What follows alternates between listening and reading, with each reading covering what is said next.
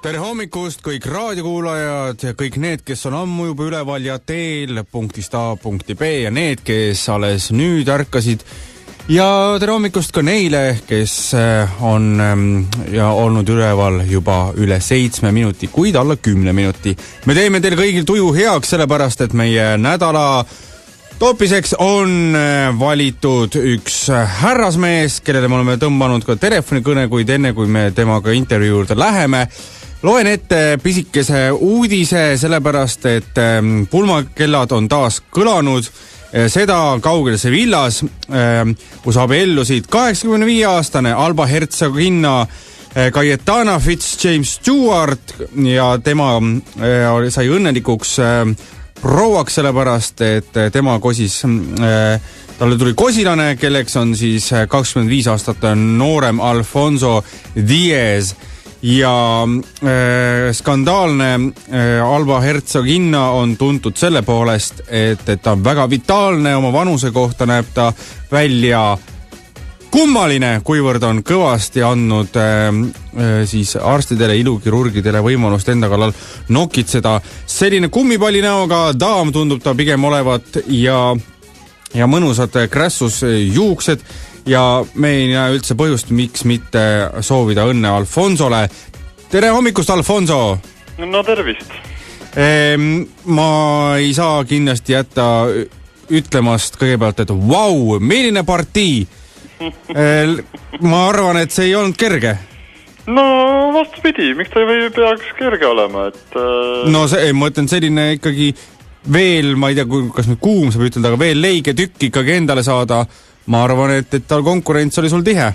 No otse loomulikult tegemist on ju, nagu näete, väga võluva naisterahvaga ja ütleme niimoodi, et pidin palju võitlema, et kavaleridest lahti saada, et siis Herzegovina kätt paluda ja ausalt öeldes ega ta tükk aega mõtles ka. Ja aga eks ma siis ka mingid võlud panin mängu ja niimoodi saingi ta endale. Räägi sellest kosimise hetkest. Ütleme niimoodi, et Herzegovina, nagu te ütlete, on väga vitaalne ja oli ta siis paljasti, olime samal ajal veetsime siis Bali saarel ühes rannas, kus ta siis päevitas oma sõbrannadega, kellest üks on 20 aastat vanem veel temast ja veel ilusam näeb välja ja olid seal bikiinsides ja ausalt öeldes mul jäi kohe nagu silm peale, et vau.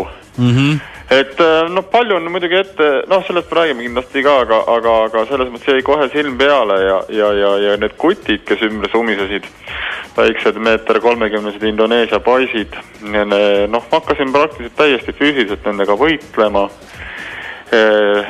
panin nad pikali maha, panin liiba suhu, et nad ei saaks ilusaid šansoone laulda Herzegovinale ja minu selline füüsiline, ütleme siis tugevus oli see üks asi, et ta nägi, et ma ikkagi võidan teisi mehi, et ma olen selline alfa isane ja siis ta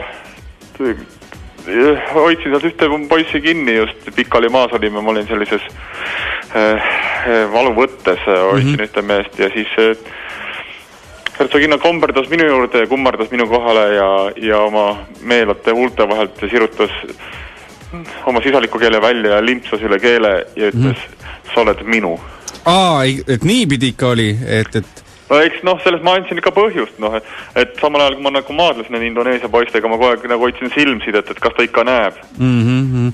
Kuidas näeb välja teie igapäev? Ma kujutan ette, et te olete armas paarikene ja sellised omad rutiinid on juba jõudnud selle paari päevaga välja kujuneda, et kes keda potitab ja nii edasi. Et me ei hakka siin üldse varjama, et Herzegovina tegemist on ikkagi eaka naisega, ärkab ta juba 3:30-4 hommikul, äratab ka mind üles, paneb oma lemmike muusika käima, Claude Debussy'd kuulab ta väga mõnusalt.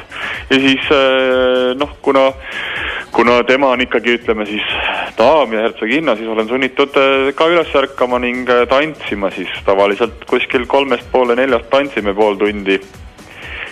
Siis ta tukastab 5 minutiks. Siis viin ma ta WC-sse pärast WC-d joob ta siis klaasikese brändit, tõmbab ühe sigari, siis magab jälle 15 minutit. Siis ärkab üles, siis me seksime umbes minuti ning siis ma viin ta WC-sse jälle ja siis me lähme jalutame. Ja siis kuskil 8 õhtul ta läheb magama jälle. Ja nii ta läheb ja ütleme niimoodi, et midagi paremat ei ole mu elus mitte kunagi juhtunud. Arusaadav. Ma vaatan praegu läbi arvuti neid sinu kaasa pilte ja me peame sellest rääkima ja sa saad aru ka, eks ju, et avaliku elu tegelasena nüüd on kohustus vastata, et palju on tehtud etteheited, et Cayetana ehk siis sinu kaasa ehk siis Alba Herzoginna on läinud üle piiri ilulõikustega. Kuidas sa seda kommenteerid, kuidas sulle endale meeldib see praegu? See on täielik jama, et tegelikult oleme nüüd lõpuni aus, et ühtegi ilulõikust pole mitte kunagi olnud. Mitte kunagi Herzoginna poolt tehtud. See ilu, mis tal on täiesti loomulik. Ainus, mis on tehtud, on siis kunstrips me oleme ära võtnud. See on ainukene asi, mis on selles ühele vallaga võib siduda. Et mitte pandud, vaid võetud. See oli juba aastal 62 võtsime ära need. Tema võttis tähendab ära, mina ei olnud siis veel sündinud. Hästi. Ja mida sa, räägime siis selle ka ära, et mida sa ütled nüüd nende kohta, kes arvavad, et sinu ikkagi kavatsused ei ole siirad ja eelkõige sa himustad ikkagi proua raha? Mis mul siin öelda on, et tõsi see on, et aga kahe otsaga asi. Raha himustan muidugi, seda ei salga, aga selles mõttes, et ikkagi armastus on ka meil piiritu, et tegemist ei ole siis mingisugusega, ütleme siis siukse, et tegemist oleks mingi hea inimesega. Et ei, tegemist on väga halva inimesega, et sisemine ilu puudub, pigem just välimuse pärast just armastan teda, et olen uhke, võtan ta käe kõrvale, lähme jalutame ka siis, kuna meil on võimalus, et selleks Londonis, Tokios või Pariisis või isegi minu pärast Kuala Lumpuris, nagu öeldakse, on ju. Tahtsingi küsida, et kas nüüd seoses sellega, et on sellisest kõrgest soost sinivereline abikaasul, kas sa oled ka saanud nüüd endale mingisuguse ägeda rolli või mingisuguse tiitli või on sul õigus nüüd kedagi üles puua? Tähendab, ma olengi rohkem selle rolli peal väljas, et kui minu abikaasa sureb, siis tiitel läheb edasi minule, et siis olen mina Herzoginna. Ja kuna tiitel on Herzoginna, et see ei muutu Herzogiks, et pean sellega leppima, aga ma täpselt ei tea, aga ma loodan, et sellega kaasneb väga palju hüvesid. Ja selles mõttes, et ei saa salata, et olen väljas nii rahatiitli kui ka hea seksi peal, mida on meie elus küll ja küll, nii kaua, kui ta üleval püsib.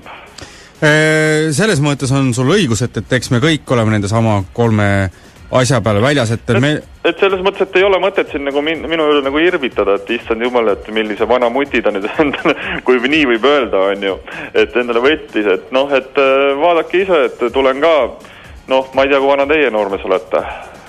Mina olen 30. 30, et ma tulen ka äkki 50 aasta pärast ja naeran teie üle samamoodi, et issand jumal on ju. See on selline personaalne asi ja selles mõttes, et auk on auk, isegi kui talle Herzoginna on see ette kirjutatud. Alfonso, soovime sulle kindlasti palju õnne sinu värske abielus, jätkugu teil seda õnne aastateks ja kindlasti, kui te lähete jalutama, sa mainisid siin Londonit ja Tokiot, siis ärge unustage ka Tallinnat, me oleme väga külalislahke ja oleme nõus teid võõrustama. Ja me tulemegi täna õhtule helikopteriga, et me lähme Amigosse tantsima. Väga hea, näeme Amigos ja pärast sossi edasi. Nägemist.